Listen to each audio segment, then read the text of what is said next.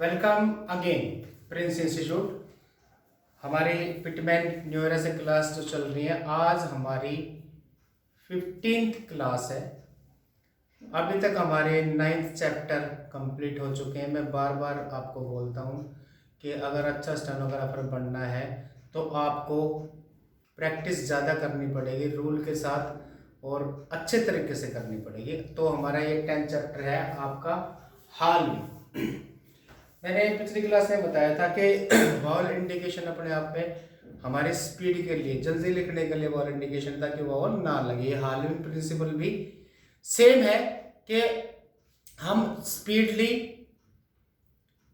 कैसे छोटा कर सकते हैं। स्पीडली लिखने के लिए कॉन्सोनेंट वर्ड्स को कैसे हम छोटा करेंगे। हालविंग का मतलब है कि हमारी जो कॉन्सोनेंट की प्रॉपर लेंथ है, ध्यान रखना प्रॉपर लेंथ है, ये रूल में नहीं लिखा हुआ।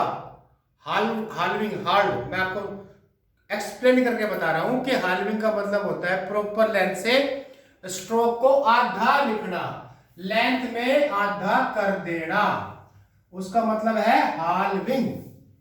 जैसे पी आप ये लिखते हैं, अब पी आधा करेंगे, ये हो गया। डी लिखते हैं तो डी आधा करेंगे तो ये हो गया। और आप एफ लिखते हैं, ये पूरा है, एफ को छोटा करेंगे, आधा करेंगे, ये हो गया। एस एस लिखते हैं, आधा करेंगे तो ये, इसका मतलब है हालविंग, प्रॉपर लेंथ स्ट्रोक की आधी कर देना, इसका मतलब हालविंग। डबल बेनिफिट है, 200% बेनिफिट इसने बताया। इस रूल में लिखने में कितना समय बचेगा? 200%। ये कहता है, रूल है, फर्स्ट आपको पेज नंबर आपको 54 पे मिलेगा पिटमैन न्यूरा में, और चैप्टर 10 रूल है फर्स्ट, स्ट्रोक और halved to indicate a following T और डी। ये कहता है कि आधा कर दो तो ऑटोमेटिक उसमें एडिशन हो जाएगा, लास्ट में फॉलो हो जाएंगे टी और डी। जब हमने आधा कर दिया, अभी तक हमने इसको एफ पढ़ा, आधा करने से उस वर्ड में टी और डी ऑटोमेटिक ऐड हो जाएंगे, एडिशन हो जाएगा। अब टी और डी दोनों नहीं होते। रूल है 10 in words of one syllable a light stroke is generally halved to indicate a following T. ये बता रहा है कि टी और डी में से कौन सा कहां पे हमें यूज करना है। इसने बताया कि अकेला वन सिलेबल, जिसमें हम एक ही स्ट्रोक बना रहे हैं, वावल मिलके जो साउंड निकल रही है वो एक ही स्ट्रोक से निकल रही है, प्लस टीओडी हो रहे हैं, टीओडी उसमें एडिशन हो रहा है, लेकिन सिलेबल मतलब एक ही साउंड एक ही कॉन्सोनेंट के साथ वो आ रहे हैं, और लाइट स्ट्रोक है तो वो टी के लिए ही हालविंग होता है जनरली, नॉट फॉलोइंग डी। आपको समझना होगा अच्छी तरह से कि जितने भी हमारे लाइट स्ट्रोक्स हैं, पी है, लाइट है, वो आधा होगा तो टी जुड़ेगा। लेकिन ये ध्यान रखना, वन सिलेबल, सिंगल सिलेबल, अकेला कॉन्सोनेंट, या ये कहेंगे कि जो साउंड निकल रही है वो अकेले कॉन्सोनेंट से आ रहे हैं और लाइट है। ठीक है, तो आपको रूल पढ़ना है पेज नंबर 54 पे। लाइट स्ट्रोक को सिर्फ हम टी के लिए आधा करते हैं, एडिशन टी का होगा, डी का नहीं होगा। जैसे एन है, हमारा लाइट होता है, आधा कर देंगे तो इसमें टी जुड़ जाएगा। एग्जाम्पल के लिए वर्ड है नॉट, बिल्कुल प्रॉपर लेंथ से आधा हो गया, तो लाइट है, सिंगल है, तो उसमें ऑटोमेटिक टी ही जुड़ेगा, नॉट। क्लियर? नोट अगर होगा तो लाइट में आ जाएगा।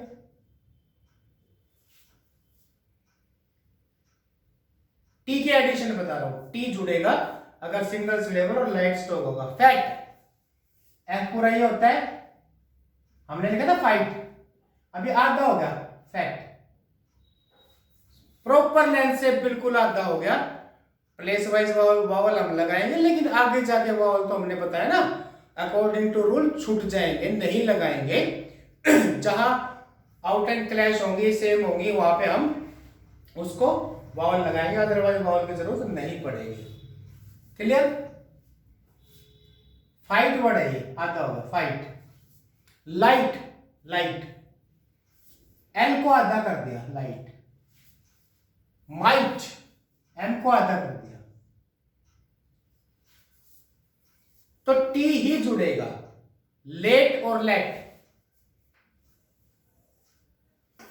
एल प्रॉपर ही होता है, आधा कर दिया, शेप वही रहेगी, शेप में कोई फर्क नहीं रहेगा किसी कॉन्सोनेंट में, जैसे कर हुआ जैसे जैसे बढ़ता है वैसे, लेकिन प्रॉपर लेंथ आधी करनी है। तो लेट हैवी, लेट लाइट। अब वो वही बात है, आपको मैं बता रहा था ना कि अगर आपकी इंग्लिश में पावर है, अच्छी इंग्लिश है, तो आप इन दोनों वर्डों में वावल लगाने की जरूरत नहीं है, अदरवाइज आप वावल पुटअप करो, आगे कंफ्यूजन नहीं रहेगा ना। एक में करो, ऐसा होता हम एक में करते हैं, लेट में कर लिया, लेट आता ही रहता, नहीं करेंगे। लेट कभी आया, लाइट पुटअप कर दिया, तो हमें खुद को अपना समझना होगा कि भाई ये लेट है ना कि लेट है। तो आपको समझना होगा, जब मैंने बताया single stroke are halved generally T, note है डी। अब हम बात करते हैं इसी में, अगला एक वर्ड स्पेशल, एक वर्ड आया है नाइट वर्ड।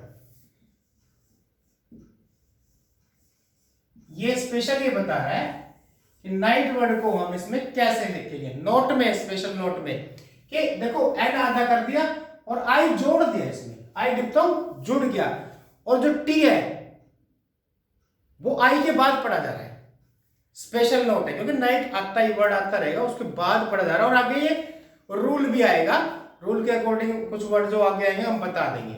अब जो इसका नेक्स्ट रूल है कि ऐसे सर्कल जुड़ जाए, इसी के अकॉर्डिंग बता रहा हूं, ऐसे सर्कल जुड़ जाए हार्डविंग के साथ, आधा कर रहे हैं और एस सर्कल जुड़ जाए, that circle is always read last. जब हार्डविंग कर रहे हैं और एस पे आ गया तो वो लास्ट में पढ़ा जाएगा, एस सर्कल के रूप में है, तो टी और डी पहले पढ़ा जाएगा। जैसे आपने वर्ड पढ़ा था ना अभी, नोट,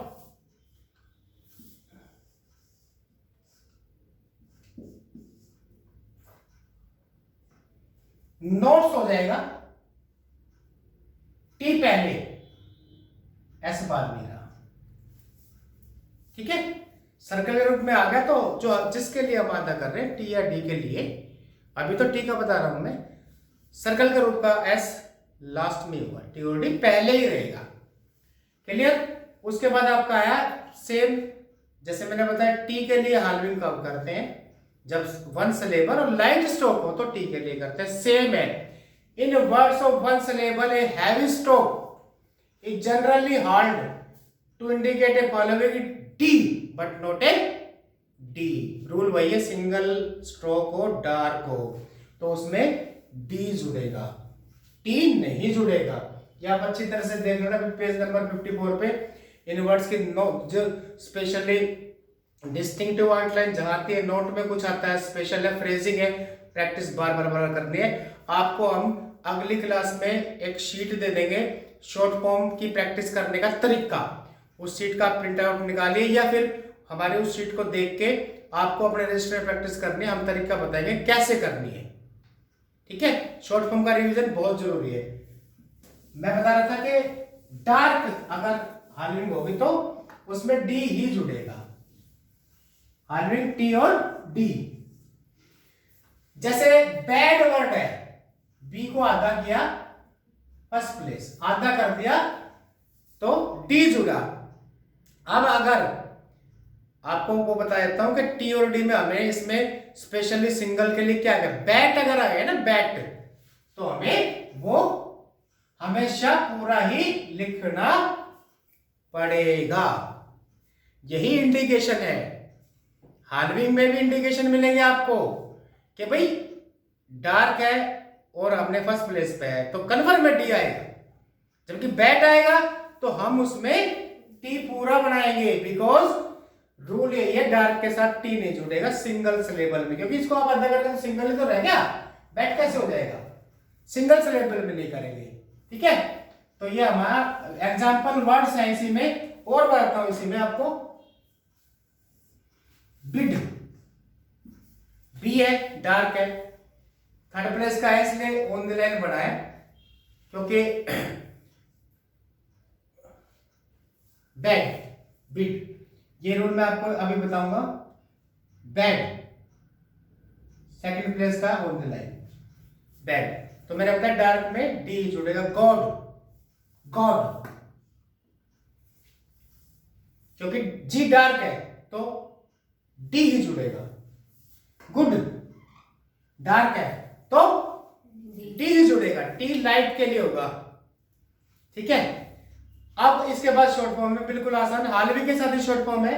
आपको शॉर्ट फॉर्म अच्छी तरह से याद करनी है, लिखनी है। पेज नंबर 54 पे है, quite could that without sent और विश्ड। विश्ड, विश आपने पढ़ा, क्वाइट है छोटा सा, के का आधा, कुड है, दैट है, विदाउट है, और आपका विश्ड है ऐसा। हालविन का, हालविन के साथ शॉर्ट फॉर्म है, विश्ड है, सेंट है, दिस इज सेंट, हालविन होगी। मैंने बताया क्वाइट, कुड, दैट, विदाउट और सेंट और विश्ड। समझना होगा कि विश तो हमने एसएच को हमने शेल पढ़ा है, यहाँ पे हालविन करके कि विश्ड हो गया। क्लियर? तो शॉर्ट फॉर्म के इस तरह से प्रैक्टिस करनी है। इसके बाद एक्सरसाइज 42 एंड 43 रीडिंग करके जहां तक आपका एक लाइन में आता है उसको 5 मिनिमम 5 टाइम मैक्सिमम 10 भी करो तो आपका, उसके बाद आप इंग्लिश लिखेंगे उसकी समझ के पढ़ के। वावल इसमें लगे हुए हैं, कहीं कहीं वावल छूटे हैं, लेकिन आपको तो मैक्सिमम वावल नहीं लगाने हैं। शॉर्ट हैंड का नियम ये है, बहुत जरूरी है वावल वहां पे लगाने, अदरवाइज आप 80 यानी कि डी ग्रेड वहीं पे अटक के रह जाओगे। सी के लिए और अप के लिए, पार्लियामेंट रिपोर्ट के लिए, हाई कोर्ट के लिए, सुप्रीम कोर्ट के लिए आपको स्पीड चाहिए 120, 140, 160, 110। तो रूल फॉलो करके ही जाएंगे, अदरवाइज 80 पे अटक जाएंगे। इसी में नेक्स्ट रूल आया है कि भाई सिंगल के लिए लाइट है तो टी जुड़ गया, सिंगल के लिए डार्क है तो डी जुड़ गया, और ये वन सिलेबल है। सिंगल स्ट्रोक से जब हमारा कोई वर्ड बना हुआ है तो ये रूल मैंने बता दिया कि लाइट है तो टी आएगा, डार्क है तो डी आएगा। इसके बाद पेज नंबर 56 पे सेम इसी का रूल, इसी में अगला रूल है, इन वर्ड्स ऑफ 2 और मोर सिलेबल। यहां आपको समझ में आ जाएगा, मैं सिंगल सिंगल बोल रहा हूं, सिंगल से बड़े, लाइट है तो टी, डार्क है तो डी। लेकिन वे वर्ड जिसमें 2 कॉन्सोनेंट है, 3 कॉन्सोनेंट है, 2 साउंड है, 3 साउंड है, तो उनको क्या बोलेंगे, इन वर्ड्स ऑफ 2 और मोर सिलेबल। सिंगल को छोड़ दो, 2 या 2 से ज्यादा कॉन्सोनेंट साउंड के साथ आता है। A stroke is generally halved to indicate a following T और डी। ये ध्यान रखना, दोनों में से कोई एक, यहां दोनों में से कोई एक है। एग्जाम्पल में वर्ड्स दिए हुए आपको बताओ, अटैच्ड, अटैच्ड डबल हो गया ना, तो हालवी हो गई, इसमें डी जुड़ गया, ठीक है ना। जबकि किसी वर्ड में टी भी एक्सेप्ट है, आप उसमें टी जोड़ रहे हैं क्योंकि 2 और मोर सिलेबल है, सिंगल नहीं रहा। उसके बाद जैसे आप एस्टेट है, डबल, ट्रिपल, उससे ज्यादा, टी भी हो सकता है और डी भी हो। एग्जांपल्स में वर्ड है सारे आपको करने होंगे पॉइंट 1, 2 और 3 में। सारे वर्ड्स को ध्यान से कीजिए और सिर्फ समझना यही है, सिंगल में क्या टी कहां होगा और सिंगल में टी कहां होगा, और 2 और मोर सिलेबल में टी या डी कोई भी एक होगा। और जब सिमिलर आउटलाइन क्लैश होंगी तो उसमें अंतर जरूर किया जाता है, समझा जाता है। पर इसमें यह होता है कि अगर टी से कोई वर्ड बढ़ गया तो डी वाला वर्ड अमूमन होगा ही नहीं। सेम आउटलाइन में डी वाला वर्ड अमूमन नहीं होगा, होगा तो हमें चेंज करना अपने आप में कि भाई ये ऐसे नहीं ऐसे, उसमें चेंज करना, डिस्टिंक्टिव आउटलाइन, फर्क करना अपने आप में। क्लियर? अब ये रूल आता है कि भाई प्लेस, जैसे कि first place above the line, second place on the line और third place through the line. वो इसमें भी हमने बताया, जब आपको समझाया तो लाइन पे, लाइन से ऊपर, लाइन पे, और ये सब आपको लिख के बताया है हमने कि भाई किस प्लेस पे क्या आएगा। अब देखो हार्डविंग कर दी, फर्स्ट प्लेस है, फर्स्ट प्लेस आ गया, सेकंड प्लेस है, सेकंड प्लेस आ गया, क्लियर। लेकिन जब ये इसमें रूल ये है, a half length stroke is not written through the line to indicate a third vowel, third place vowel. भाई first place above the line, second place on the line, लेकिन हार्डविंग कर रहे हैं, जो हार्डविंग होगी उसमें अगर पहला वोवल थर्ड प्लेस का तो वो लाइन नहीं काटेगा। वो स्ट्रोक जो हम हाफ कर रहे हैं पहला ही, तो वो लाइन नहीं काट सकता। लाइन काटेगा तो वो आपको क्लियर नहीं होगा, इतना छोटा स्ट्रोक है वो। लाइन काटेंगे तो कैसे होगा, जैसे इसी में मैं बताता हूं, वर्ड है फिट, तो इसको अगर काटोगे तो कितना ध्यान से लिखोगे आप, ध्यान से लिखोगे, स्पीड कहां बढ़ेगी। तो थर्ड प्लेस में ऐसा कोई भी वर्ड जो थर्ड प्लेस का है और हार्डविंग के साथ स्टार्ट है तो थ्रू द लाइन नहीं रहेगा, ऑन द लाइन ही रहेगा, as usual second place vowel. Same second का होता है, सेम थर्ड का होगा। जैसे शीट्स हार्डविंग कर दी, हार्डविंग कर दी, ऑन द लाइन रहेगा, क्लियर। तो थर्ड प्लेस का कोई भी हार्डविंग हो जाती है तो नहीं करते हम थ्रू द लाइन। उसके बाद है एक रूल इसमें पेज नंबर 57 पे देखिए ध्यान से, when A final diphthong is joint. अगर हम किसी वर्ड में फाइनल डिप्थोंग, लास्ट का डिप्थोंग ज्वाइन हो रहा है, ज्वाइन डिप्थोंग तभी करते हैं जब इजीली ज्वाइन हो, लास्ट का डिप्थोंग अगर ज्वाइन हो रहा है और उसमें हार्डविंग हो रही है,